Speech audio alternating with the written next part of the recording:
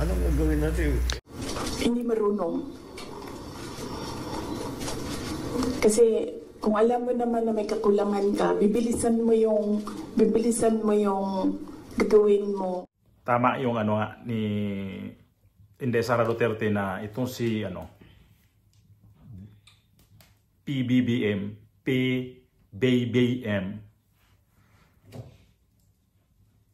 wala talaga.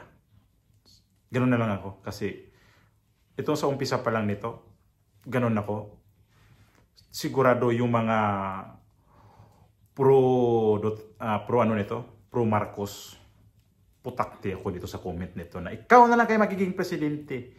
Tapos may iba nga dyan, minumura na ako putang ina mo, ganun lang talaga. Ang lutong talaga ang mura nila sa natanggap ko yan. Pero ganun pa man, yung mga mura nyo, kinakain ko na yan. Kasi kayo, hindi kayo nakinig. Dayhan pa rin kayo dyan. Ibalik ko tong video niya nung sa Suna para dito tayo magkaintindihan. At saka bago ko ipasok yung kay Inday Sara. Tapos may kay kay Romualdez. Na anong pinagagawa nitong magpinsan na ito, nakakahiya sa ating bansa. Unahin ko tong kay yung sa Suna niya. Unahin ko to para makita nyo kung anong pinagsasabi niya dito. Although nalabas ko na to sa una kong video. Bandang unahan meron ako nito. Pinutakti pa rin ako nung nasundan to. Puro ako mura dito. So ngayon, magmura pa rin kayo sa akin, okay lang. Kinakain ko na yung mura nyo. Binabasa ko komento nyo. Pero wala na akong pakialam sa mga komento nyo. At least, ako ngayon, ilabas ko yung sa loobin ko nga kasi hindi talaga maganda tingnan. Ngayon, baha pa ilabas ko muna itong video na to na anong mga sinasabi niya. Tapos, dugtungan ko lang para awayin niyo ako lalo. As has been predicted, getting more extreme, such as torrential rains that instantly shift to scorching heat waves or vice versa. Our country's geographical location makes us highly vulnerable to the adverse effects of climate change. Precisely because of our inherent vulnerability, we are proactive advocates for heightened climate responsibility and justice on the global stage.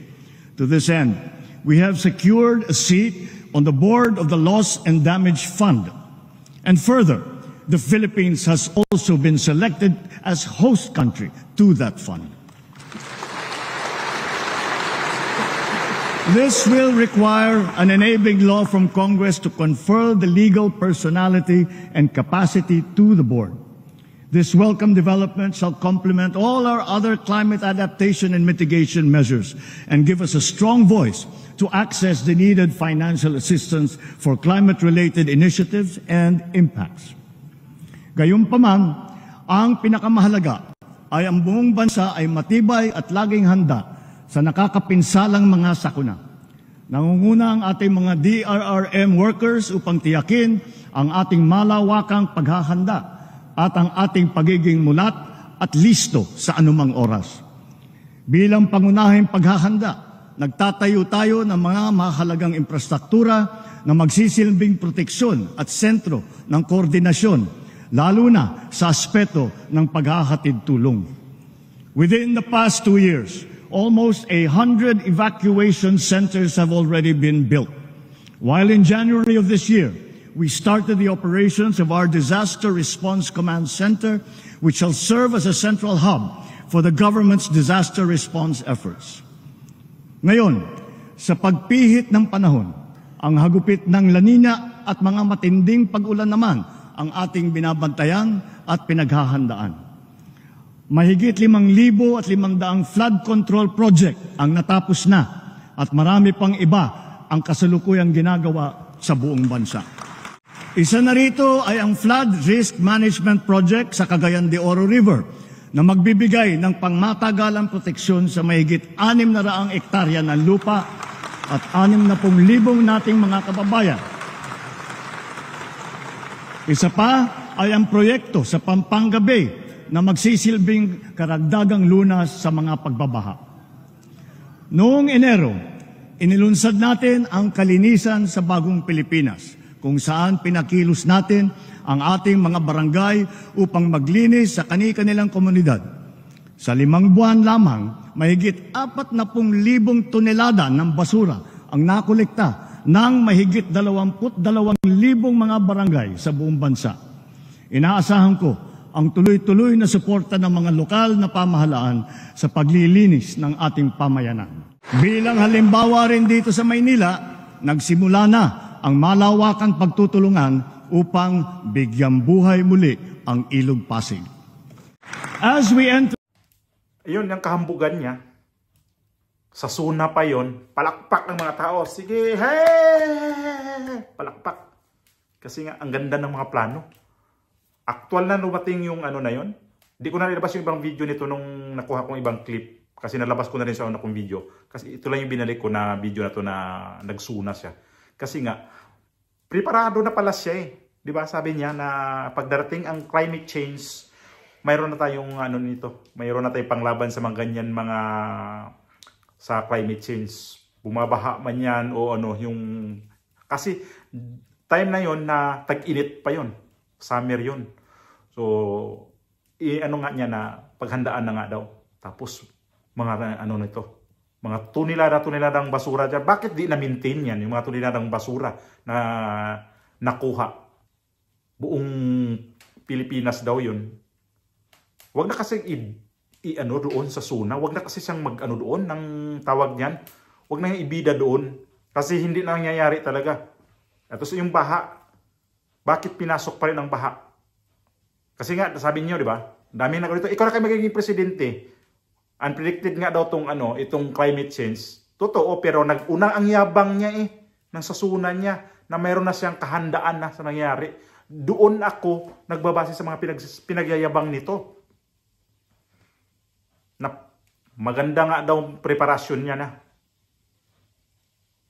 Eh ngayon, nangyari ito. Puro bigay na lang to sa ano. Puro bigay-bigay na lang. Irial na lang siya. Tapos ito yung kay Romualdez. Ipasok ko tong ano niya, nakakahiya. Tapos ang target niya pa mga kabataan. Yan mo na yung video na yan. Tayong Pilipino, nagsama-sama, nagtutulungan. Walang problema na kaya natin solbahan. Kaya,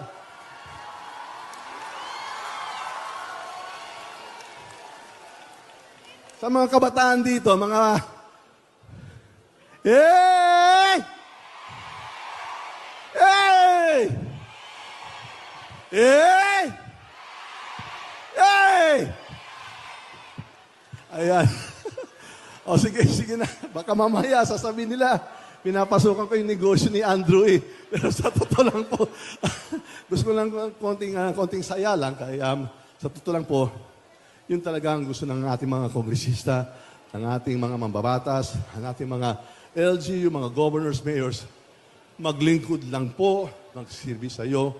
Kaya ito po ang oportunidad natin, kangarangalan po natin, nagmagbigay, maghatag ng mga serbisyo, mga programa, ang mga programa ng ating mahal na Presidente, President Ferdinand R. Marcos Jr., para sa iyo lahat. Ako po, si Martin Romualdez, leader po ako ng Kongreso. Ito, mga kasamaan ko, naka-recess na kami ha, naka-break na kami ha. Dapat sila, umuwi na sila sa kanilang mga probinsya, sa kanilang distrito. Ayun yung inuuto-uto yung mga kabataan daw. Magpapasaya lang daw siya. Anong pakialamin kung nag-break na kayo dyan sa Congress? Na nandun na, hinihingal pa siya. Akala mo, aatakihin na sa sa kanyang sakit sa puso o high blood siya doon sa, nangyari yun sa Bacoor, Cavite. Doon sa kanyang kaibigan na si Ramon Revilla, si Bong Revilla, na isa rin balingbing na kandidatong senador. Doon yun, nagkalat si Romualdez. So ito dalawa magpinsang buo. Nakakahiya. Nakakahiya talaga. Okay. So, ito yung susunod na video nito. Ito yung pangpatay sa dalawang magpinsan na yan. Na ilabas ko to ngayon na kay Sara Duterte ito nung press con pa niya. Although magdalawang linggo na to. Pakinggan nyo to, tingnan nyo tong video niya para kung bagay ba talaga magiging presidente nga itong presidente natin ngayon. Ayan o. Hindi ko kasalanan that we are on this road to hell. Hindi ko kasalanan kung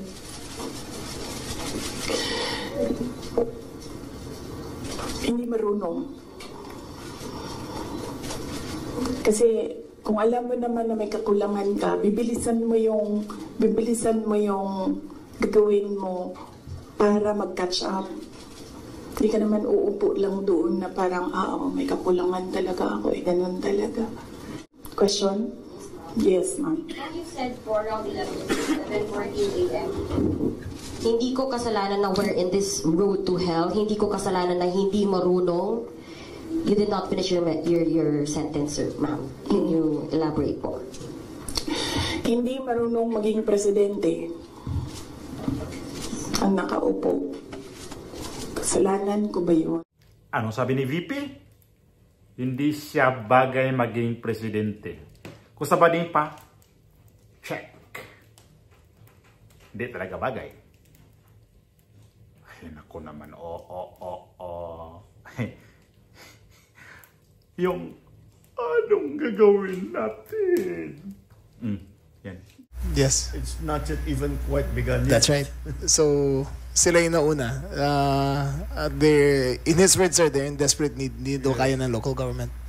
It's really the flooding that we're going to have to deal with. So,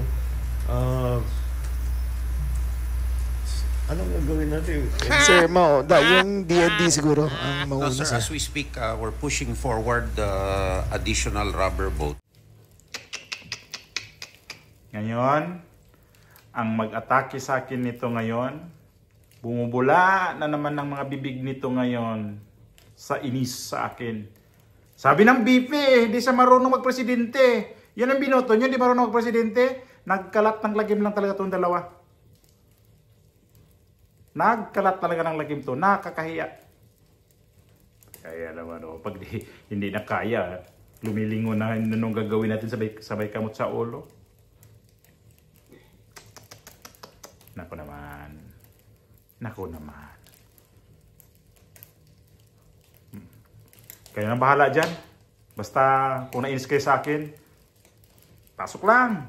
Walang problema sa akin yan.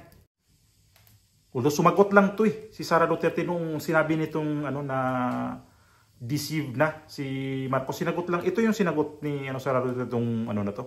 Yung video na to. So ngayon, susugod na naman kayo dito sa video na to. Sige, sugod kayo.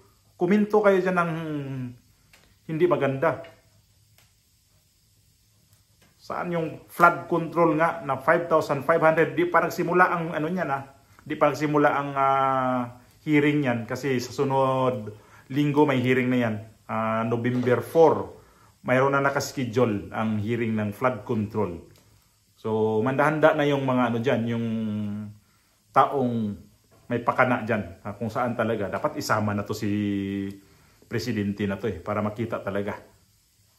So, wala pa akong react sa iba nitong nangyari ngayon na panahon doon sa may, yung hearing kanina, sa Senate hearing doon sa may druga, yung kay Duterte. Wala pa akong doon.